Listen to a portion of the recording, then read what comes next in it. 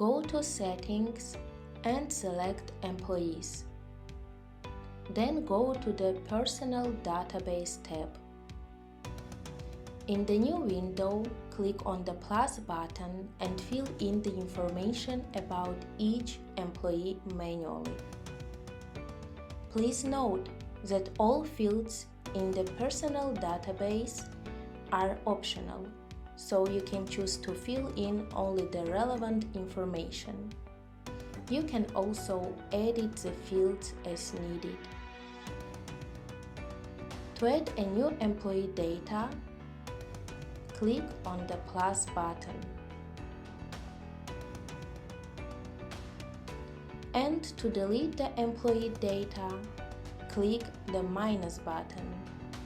Click Save.